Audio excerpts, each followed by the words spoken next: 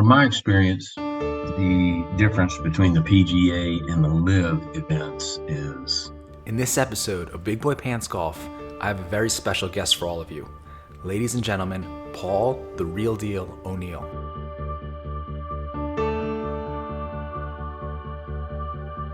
Paul volunteered at the LIV Boston event and was gracious enough to provide me with photos from the event and an amazing video of DJ's putt on the 18th that we will discuss later in this video. Hi Paul, thanks for taking the time to discuss the LIV Boston event with all of us today.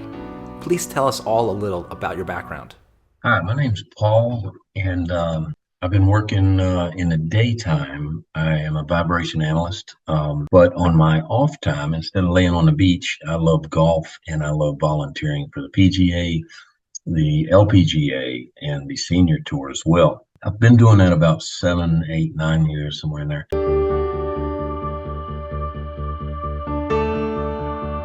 I feel that they're kind of getting a bad rap from the standard golf channels.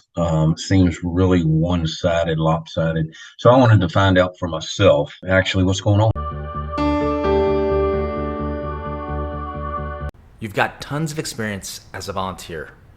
What were some of the main differences between the LIV Boston event and the PGA Tour, LPGA Tour, and Champions Tour events you've been to? When you volunteer for any particular venue on the PGA, the LPGA, or the Champions Tour, the volunteers, we pay for the uniforms at a tune of anywhere from $85 to $125 each. The LIV Tour provided our uniforms, which saved me around $100. Again, it's just a nice gesture from on LIV's part. The PGA gives food vouchers, where at the LIV, it was all you could eat. I feel like, wow, that's how it should be. So they get the plus on that one.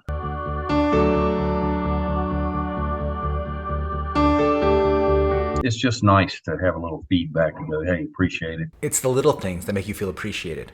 Paul, a common thing we all heard about these events is that no one was going and that they couldn't even basically give the tickets away. What are your thoughts on that? As far as the comment about not being able to give them away, somebody said, remember this, the Masters at Augusta, it charges $1.50 for the famed pimento sandwich. They do this because they don't need the revenue of concessions. So why charge people crazy amounts for tickets and food? I think that's the same thing with LIV. They don't need the money. They can't give them away, or they're selling them so cheap. Why are they selling them so cheap? Because they can, because they don't need the money.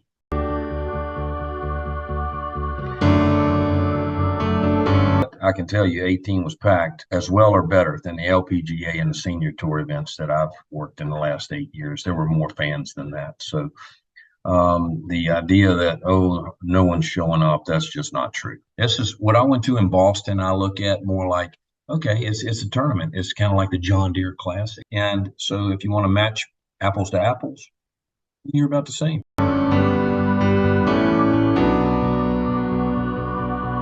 The first thing I noticed was how up and close and personal that the fan experience was. Literally, the ropes around the greens were so much closer to the green. This was 2 feet off the green, and the people are piled in there. The PGA Tours probably have the ropes at 10 to 20 feet back from the edge of the putting surface. At the PGA, it's almost like they're tunnel vision, but they're so focused, because if they don't make the cut, they go home. LIV, it was very different. The players seemed so much more relaxed. Another thing that I hadn't seen before at any of the tournaments was the engagement of the players to the patrons. I had never seen this. It's in the middle of the round. They were stopping, signing autographs, signing hats. It was a shotgun start, which is really cool, and everyone loved the 10-second countdown. It's on every scoreboard. It's all you can't help it. You could be in the woods and you're going to hear 10, 9, 8, and then the big air horns go off.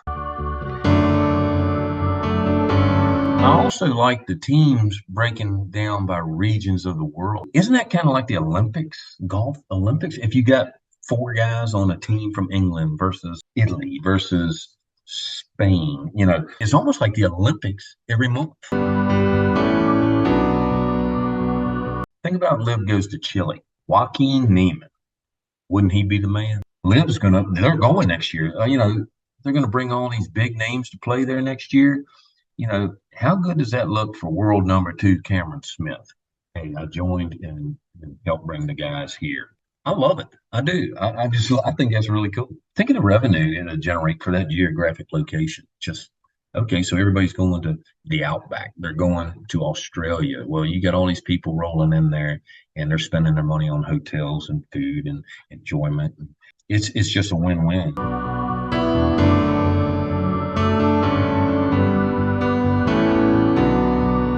The winning putt by Dustin Johnson, he's about 30, 35 feet, I guess.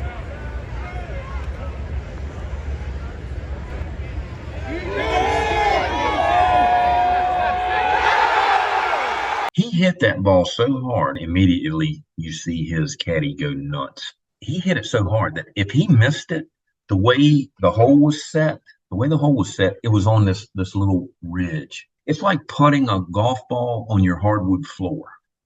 Picture the speed of that. He smacks it. If he missed the hole and it's on a crest and it's like on hardwoods, he's 15, 20 feet past. I was like, oh my God. That's why it was so exciting that like this is all or nothing. You could tell it was all or nothing, and he did it. But look in the video, you see Joaquin, it's like he got gut punched. I mean, hell yeah, he wanted to win. $4 million was on that putt.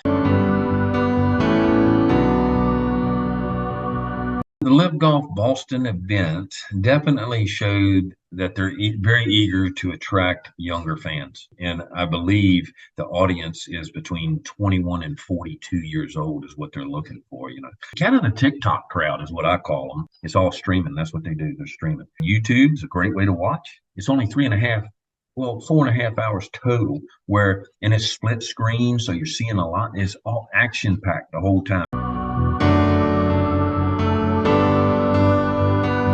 And all the tours have some gorgeous golfing mamas. They do.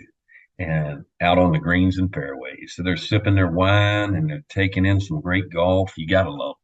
All the women in golf are wonderful. And we're glad they're there. So I did also want to talk about, I had a conversation with these 30-somethings and while we were there on 18, and they said, yeah, you know, it'd be really cool if they could get a TV contract. And I thought about that for a second and I went, you know, they don't need a TV contract. If they want, they'd buy a TV company. These guys got money. They can do what they want. If they wanted TV and all that, they could have it. LIV Golf, it appears to me, to be more focused on a global scale. LIV Golf is going for the global scale. They're all the way down to streaming versus cable. Teams, countries, you know, versus the PGA, it appears to be focused on golf in the United States. I just gotta say it is. It seems to me that LIV Golf is extremely focused on the fan experience. It was fan, everything up there. That they were very in tune with. We want the fans to experience and have fun. They wanted it to be as interactive with players as possible, and it was. This was my wife's first time volunteering as a marshal. As we were standing there inside the ropes at 18 green, there was a man that approached us, and he told us that, hey, Greg Norman's going to be coming up in a few minutes. And we were like, oh, man, that's cool, you know. He said, hey, you want to get a picture with him? I said, really? And I'm thinking, you know, what's this?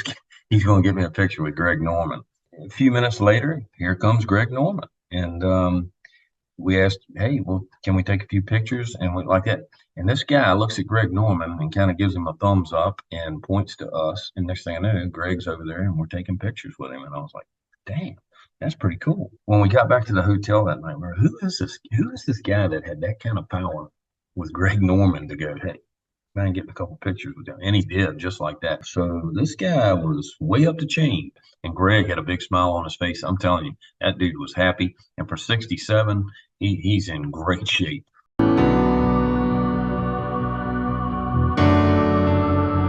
they had these Navy SEALs every day. The Navy, they tee off at 1:15 shotgun start. Well, we look up in the air and these Navy SEAL team is parachuting down, and they parachute down onto the first tee. And when they land and everything, that's when the countdown starts, the 10, 9, 8. Then you hear it all through the whole place. You hear the boom, and away they go. But I didn't even know it. Greg Norman was on the back of one of these guys on the first tee. He parachuted, 67 years old, parachuted down with the Navy SEALs onto the first tee on Friday to start it off.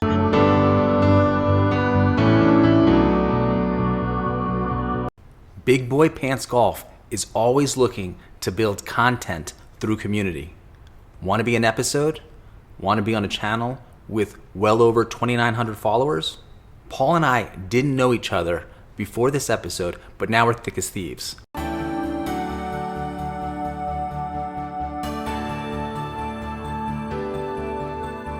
Real men, real beards, real truths. Hit me up at bigboypantsgolf@gmail.com and you could be on an episode. I've enjoyed it. I enjoyed LIV Golf Boston. It was so much fun. My wife had a great time. We got great pictures, great memories. And if you get a chance, go see of the tournament.